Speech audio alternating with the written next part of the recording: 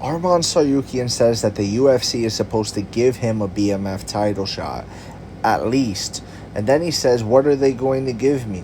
Who do they have in our division to fight? For me, if it's not Max Holloway, there's no names. Not for nothing, but this really exposes the mindset of Arman Saryukian. He has a very entitled mindset. He thinks the UFC is supposed to give him something. No, sir. You are supposed to go out and earn that something. And yes, you beat Dan Hooker, but you also headbutted him at the weigh-ins, buddy. You think Dana White was happy looking at that? You think when Dana White saw that clip, he was happy? You think when other UFC executives saw that clip, he was happy about that? They were happy about that? No, of course they weren't. You cannot headbutt your opponents at weigh-ins. Just because the UFC hasn't made a formal announcement to make a big deal, sometimes it's okay not to address things.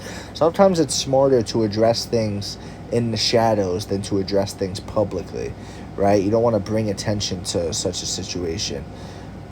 Then, of course, pulling out fight week the way he did, people saying legitimate injury, so he shouldn't be punished for it. I think that's over and done with at this point. I really think this is about the headbutt at the weigh-ins. I truly think that type of behavior is just unacceptable. And how do you give a guy a title shot after doing something like that? Truly, guys, think about it. How do you give a title shot to someone after doing something like that? And no, guys, it's not the same as John Jones, Daniel Cormier. That wasn't weigh-ins. That was a media face-off way, way, way, way, way out before the fight happened, okay? So stop that. And I understand Conor McGregor threw a dolly through a bus, but again, that's Conor McGregor. He's the biggest star in the sport. Like, bro, you're Arman Saryuki, and you're nothing compared to him. And Armin's a star too. He's got like 2.3 million followers or something like that on Instagram. Like, Armin's a name for sure, but I just don't think the casual market, at least in the United States, know him too much. You know what I mean? I truly don't think so.